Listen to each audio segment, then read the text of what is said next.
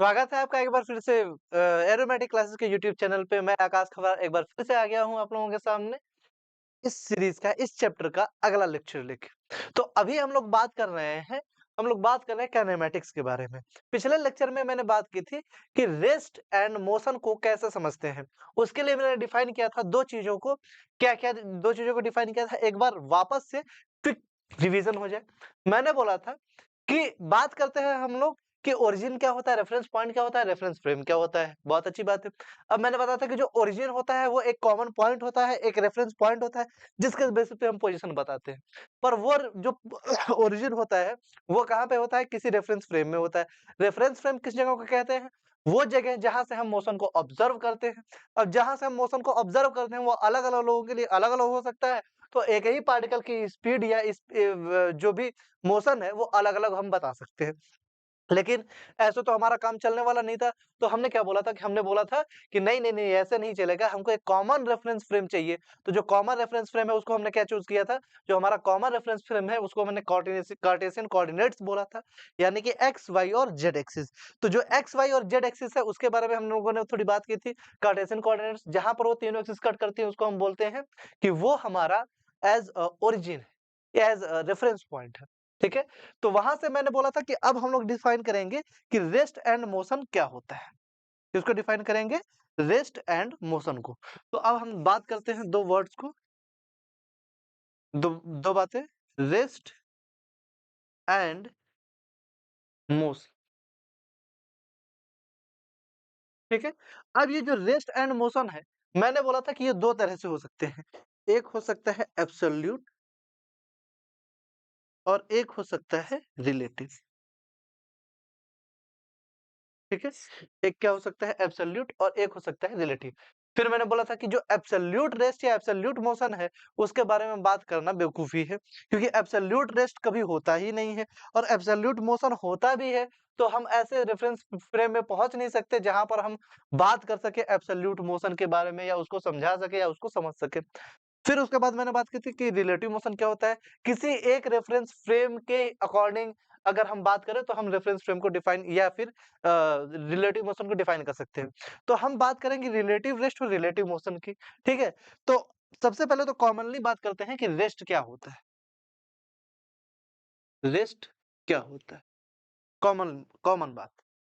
तो रेस्ट के बारे में मैंने बोला है if the position of an object, if the position of an object does not change, does not changes या change for any observer, for any observer, अगर किसी ऑब्जर्वर के लिए position of the object change नहीं हो रहा है तो हम क्या बोलते हैं कि वो रेस्ट पे है। तो ऐसे ही अगर हम बात कर लें मोशन के बारे में कि मोशन किसको बोलते हैं, मोशन किसको बोलते हैं, तो बोला जा सकता है कि if the position, if the position of the object changes with time, changes with time for any observer, किसी ऑब्जर्वर के लिए अगर डज नॉट चेंजेस, यहाँ पे विथ टाइम भी होना चाहिए, टाइम के साथ। ठीक है? टाइम के साथ अगर पोजीशन नहीं बदल रही तो हम उसको बोलते हैं कि ऑब्जेक्ट रेस्ट पे है, और अगर पोजीशन बदल रही तो हम बोलते हैं कि ऑब्जेक्ट कैसा है, ऑब्जेक्ट मोशन में है। ठीक है? तो यहाँ पर रेस्ट और मोशन को डिफाइन कर लिया। अब रिलेटिव रेस्ट और रिलेटिव मोशन क्या होता है, समझो इसको। अगर वो ऑब्जर्वर किसी ऐसे रेफरेंस फ्रेम में है जो कि इस यूनिवर्स के अंदर है, अब सारे रेफरेंस फ्रेम यूनिवर्स के अंदर ही आएंगे, क्योंकि यूनिवर्स के बाहर जब हम जाएंगे एकदम सब हर जगह से बाहर चले जाएंगे, तब तो हम बात कर सकते हैं कि एब्सोल्यूट मोशन क्या है। तो यूनिवर्स के अंदर जितनी भी चीजें हैं अगर उसके अंदर के किसी भी रेफरेंस फ्रेम के आधार पे बात की जा रही है, तो वो सारे के सारे जो बातें हैं, वो रिलेटिव रेस्ट या रिलेटिव मोशन की है। ठीक है? तो रिलेटिव रेस्ट या रिलेटिव मोशन क्या होता है? रिलेटिव रेस्ट या relative motion is defined on the basis of any reference frame which is present on earth या on in the universe। ठीक है? और हमारे सारे के सारे जो रेस्ट और मोशन की जो बात करेंगे, ध्यान रखना वो सारे की सारी जो बातें होंगी, वो सारी बातें कैसी होंगी? रिलेटिव। ठीक है? वो सारी बातें कैसी होंगी? रिलेटिव। ठीक है? तो ये समझ में आया कि नहीं आया? अब आगे बात बात करते हैं कि रिलेटिव रेस्ट रिलेटिव मोशन समझ में आया क्या? अब समझो। अब हमारे पास जो बात बचती है कि हमने 2 एक्सिस बनाई थी। ठीक है? एक्चुअली में 2 नहीं 3 बनाई थी। एक ये और एक ये। ठीक है? तो ये 3 एक्सिस हो गई। इस एक्सिस को हमने नाम दिया था एक्स, वाई और जेड। ठीक है? 3 एक्सिस हमारे पास एक्स, वाई और जेड। अब सपोज करो कि यहाँ पर जो पॉइंट है इसको हम क्या बोलते हैं? ओरिजिन। तो ये हमारा ओरिजिन हो गया। अब सपोज करो कि एक पार्टिकल है जो ऐसे चल रहा है, ऐसे चल रहा है। तो इसकी पोजीशन लगातार बदलते जा रही है, बदलते जा रही है, बदलते जा रही है। अब इसकी पोजीशन लगातार बदलते जा रही है, तो ये पोजीशन कैसे बदल रही होगी? विथ रिस्पेक्ट टू टाइम, समय के साथ बदल रही होगी। ठीक है? तो ये है position position is changing position is changing with respect to time. अब ये पोजीशन जो है विद रिस्पेक्ट टू टाइम बदल रही है, तो इस पोजीशन को बदलने का कुछ पैटर्न हो सकता है। ठीक है? क्या हो सकता है पैटर्न? सपोज करो कि ये एक कार है।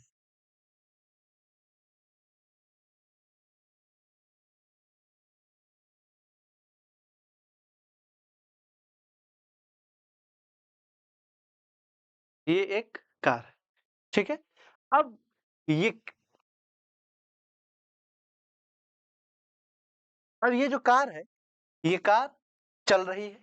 अब इसके चलने का जो रेट है, वो हो सकता है कि धीरे-धीरे, धीरे-धीरे, धीरे-धीरे, धीरे-धीरे कांस्टेंट रफ्तार से ये जा रही हो। अगर मैं नीचे एक स्ट्रेट लाइन और खींच दूँ, तो सपोज करो कि ये रास्ता है। ठीक? और ये कार यहाँ पर ऐसे धीरे-धीरे, धीरे-धीरे जा रही है। ठीक है? तो इसके जो जाने की रफ्तार हो सकती है, वो टाइम के हिसाब से ज़्यादा कम भी हो सकती है कि कभी ऐसे जा रही हो, ऊ ऐसे चल रही हो, ठीक है? और कभी हो सकता है ऐसे जा रही हो। तो एक्चुअली में हो क्या रहा है कि ये जो कार है, इस रास्ते पे इक्वल टाइम इंटरवल में हो सकता है कि कभी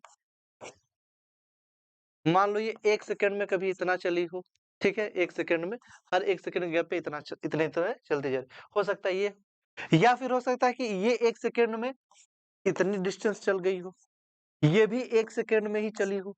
तो जब 1 सेकंड में कम डिस्टेंस चली होगी, तो इसका मतलब कि उस वक़्त ये धीरे जा रही होगी, और जब इस 1 सेकंड में ये इतना चली होगी, इसका मतलब ये तेज़ जा रही होगी। अब ये धीरे और तेज़ ये हमने कैसे डिफाइन किया? ये हमने डिफाइन किया, चेंज इन पोज़ीशन तो हुआ ही हुआ, पर ये change in position with respect to time जब हुआ तो हमने डिफाइन किया। ठीक है? तो अब हमको इस ग्राफ पे यहाँ पर मैंने जो बात लिखी है, इस बात को ज़रा गौर से देखो। ये जो मैंने बात लिखी है, इस बात में मैंने लिखा है position is changing with respect to time, यानी कि समय के साथ बदल रही है। तो जब बातें समय के साथ बदलेगी, तो हमको समय के साथ इन चीज़ों को और अच्छे से समझना पड़ेगा, ठीक है? अब टाइम के रिस्पेक्ट में हमको समझना पड़ेगा। तो मान लेते हैं कि ये एक एक्सिस है,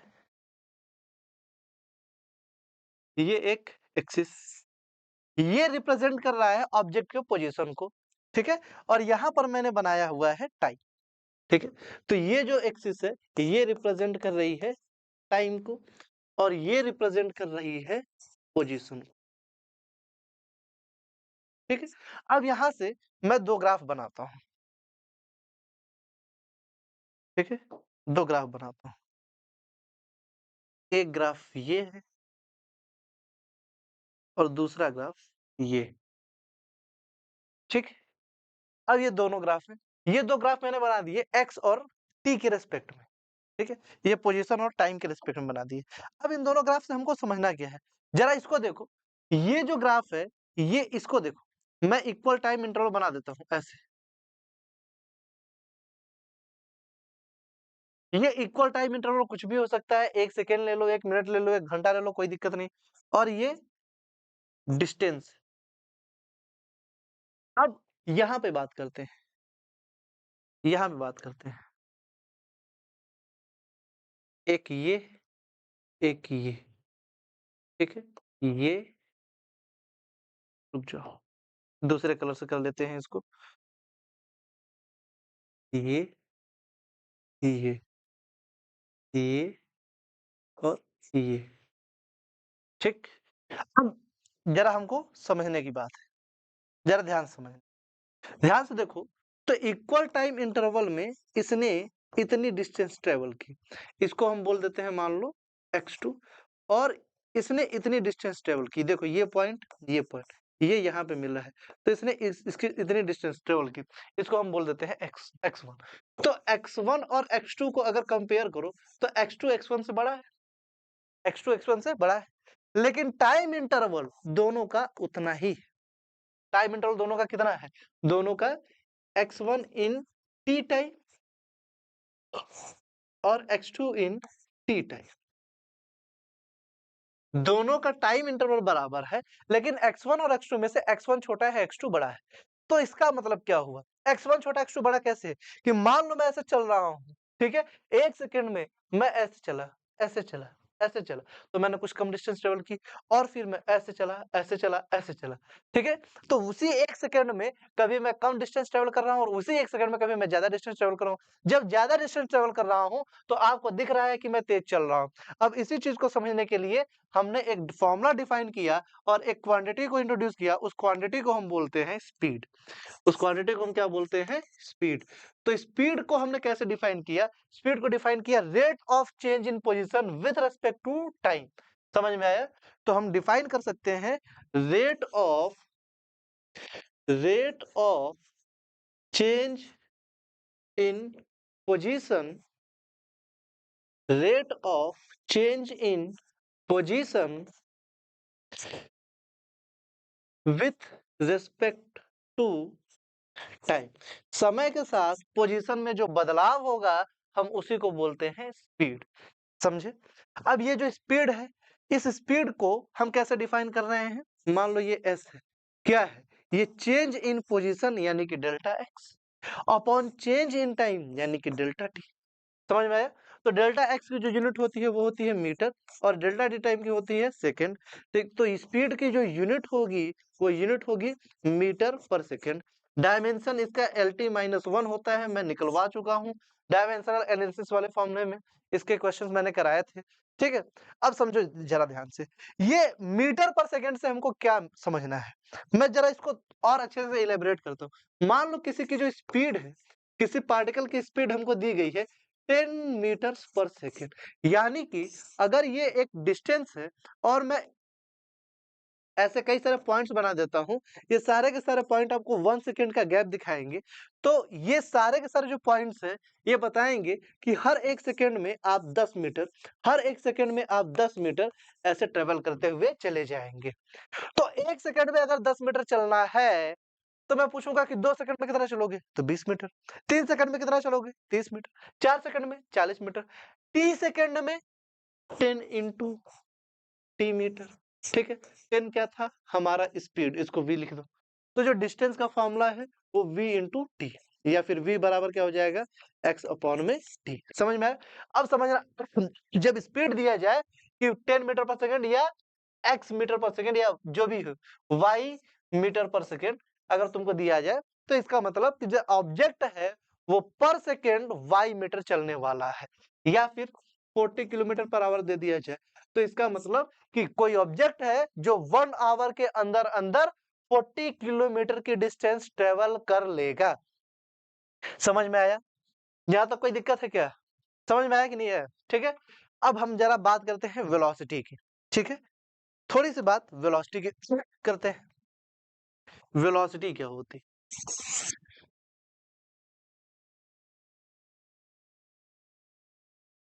देखो, तो अब ये जो वेलोसिटी किस चिड़िया का नाम है, इसको ज़रा समझना है। मैं वापस से उसी एग्ज़ाम्पल को लेके चलता हूँ। वापस से उसी एग्ज़ाम्पल को लेके चलता हूँ। ये लो एग्ज़ाम्पल, ठीक है? ये वापस से वापस से मैंने एक एक्सिस बनाई। अब वापस से जब मैंने ये डिस्टेंस बनाई है, ये आ गया 1 second, 1 second, 1 second, 1 second. 1-1 second का गैप आ गया। 1-1 सेकंड के गैप पे हम मान लो कुछ डिस्टेंस ट्रैवल कर रहे हैं। मान लो 10 मीटर, 10 मीटर, 10 मीटर, 10 मीटर, ठीक है? 10-10 मीटर की डिस्टेंस ट्रैवल करते जा रहे हैं, करते जा रहे हैं, करते जा रहे हैं, करते जा रहे हैं, ठीक है? तो अगर इसकी वेलोसिटी पूछी जाए तो 10 मीटर्स पर second, 10 meters in every second, ठीक है? बहुत अच्छी बात। लेकिन मान लो ये पार्टिकल ऐसे जाते, जाते, जाते, जाते, जाते, जाते, जाते यूँ घूम गया। अब बताओ, चल तो अभी भी 10 मीटर पर सेकंड रहा है, तो स्पीड क्या होगी? स्पीड होगी 10 मीटर्स पर सेकंड। अब सवाल है कि वेलोसिटी कितनी हो? वेलोसिटी कितनी होगी? क्या 10 मीटर पर सेकंड या कुछ और? क्या 10 मीटर पर सेकंड या कुछ और? अब यहीं पर जब हम अटके, तो यहीं पर हमको 2 चीज़ों का ख़्याल आए। सबसे पहली बात कि अगर केवल मैग्नीट्यूड वाइज़ बात कर रहे हो, तो वेलोसिटी इस वक़्त पे अभी भी 10 मीटर पर सेकंड है। इस वक़्त पे अभी भी 10 मीटर पर सेकंड। लेकिन अगर मैं यहाँ से वापस इस पूरे मोशन को पढ़ूँ, तो अब वेलोसिटी 10 मीटर पर सेकंड नहीं, यानी कि यहाँ पर 2 तरह की बातें आ रही हैं। एक कि उसी वक़्त क्या हाल है और दूसरा कि टोटल मिला के क्या हाल है। जो उसी वक़्त पे हाल होता है, उसको हम बोलते हैं इंस्टैंटेनियस, इंस्टैंटेनियस। और जो उसके आगे का हाल होता है, उसको हम बोलते हैं एवरेज, यानी टोटल। उसी क्षण पे जब हम बात करेंगे, तो हम बात करेंगे इंस्टैंटेनियस की, और जब हम टोटल पूरे मोशन की बात करेंगे, तो हम बात करेंगे एवरेज की। पहली बात तो ये, पहली समस्या ये। पर दूसरी समस्या ये कि वेलोसिटी का जो एवरेज है, वो बदला क्यों? तो बदला डायरेक्शन बदलने की वजह से। हाँ, यानी कि वेलोसिटी के लिए जो डायरेक्शन है वो इम्पोर्टेंट है, और जो डायरेक्शन इम्पोर्टेंट है, यानी कि वेलोसिटी इज़ अ वेक्टर। और स्पीड नहीं बदली, यानी कि स्पीड इज़ अ स्केलर। जो डायरेक्शन पे डिपेंड नहीं करती है वो स्केलर, और जो डिपेंड करती है वो वेक्टर। अब डायरेक्शन बदलने से क्या बदल गया?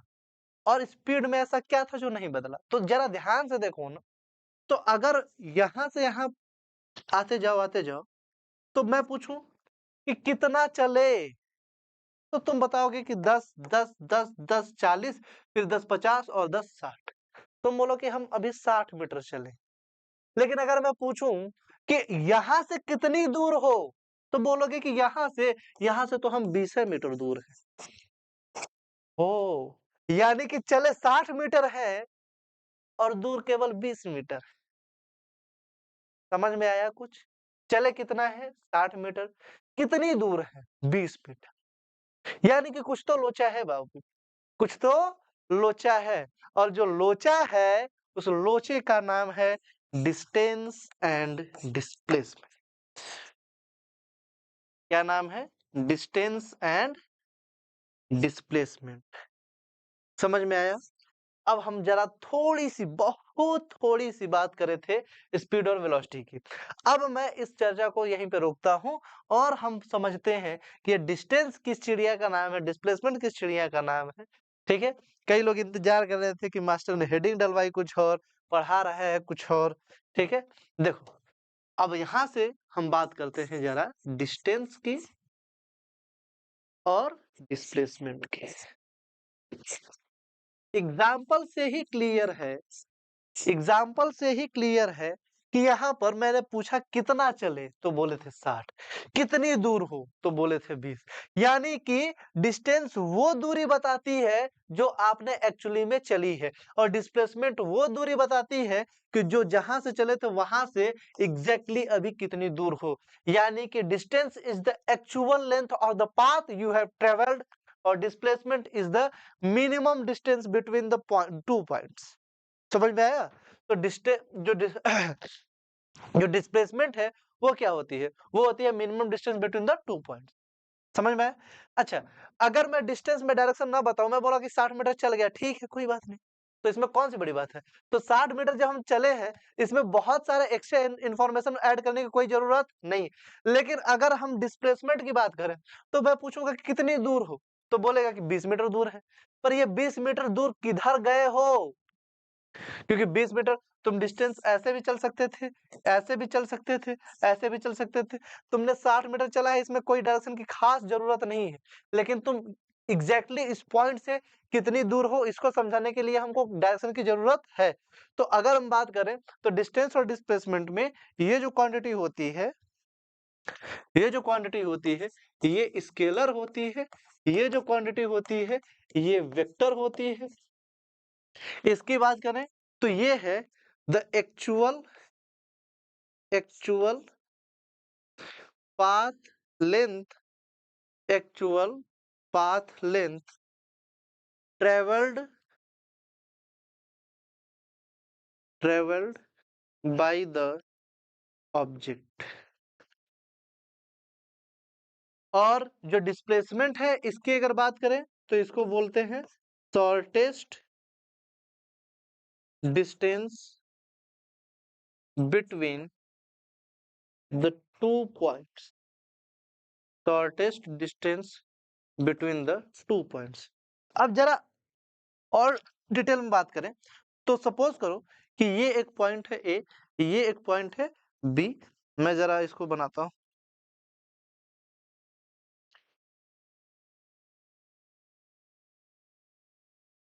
ये बी, ये पॉइंट ए है, ये पॉइंट, ये पॉइंट बी। ठीक है, अब यहां से यहां जाने का एक रास्ता तो यही है, दूसरा रास्ता मैं बोल देता हूं ये, तीसरा रास्ता ये बोल देता हूं, ठीक है, चौथा रास्ता ये है।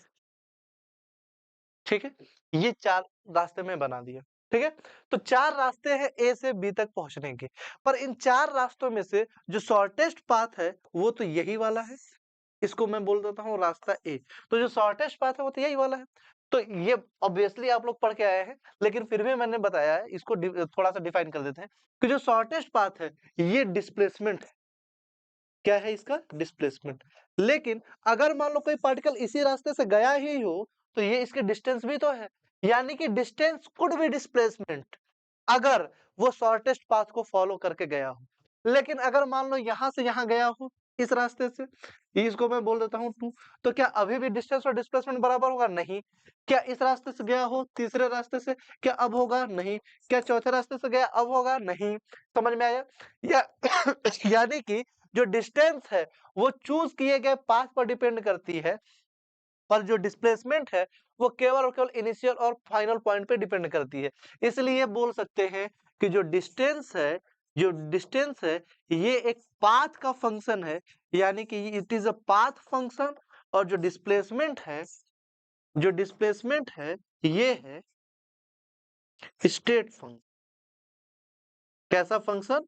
State function. स्टेट फंक्शन का मतलब होता है कि वो क्वांटिटी जो केवल इनिशियल और फाइनल स्टेट पर डिपेंड करती है, फॉलो किए गए पाथ पर डिपेंड नहीं करती है। समझ में आया?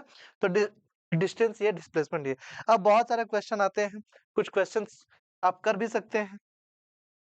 सपोज मैं एक डायग्राम ऐसे बना देता हूँ, ठीक है, एक डायग्राम ऐसे बना देता हूँ, निकल जैसा नहीं दिख रहा है,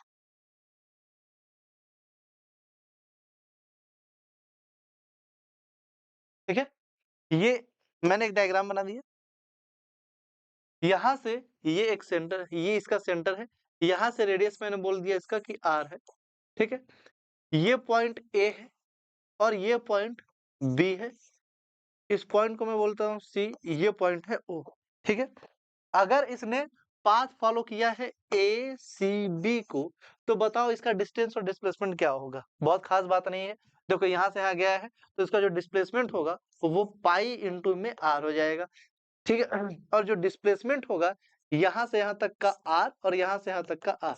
तो अगर डिस्प्लेसमेंट पूछे कोई तो ये हो जाएगा 2r, और डिस्टेंस पूछे तो डिस्टेंस कितना हो जाएगा, पाई आर।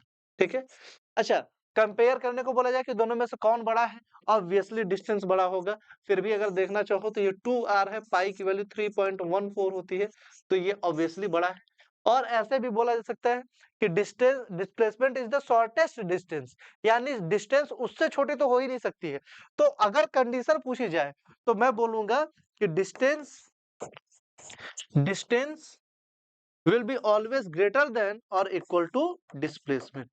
ठीक है, यानी कि जो डिस्टेंस है वो डिस्प्लेसमेंट से बड़ी हो सकती है या उससे बराबर हो सकती है, पर डिस्प्लेसमेंट कभी भी डिस्टेंस से छोटी नहीं हो सकती। ठीक है, ऐसे बहुत सारे क्वेश्चन आप कर सकते हैं।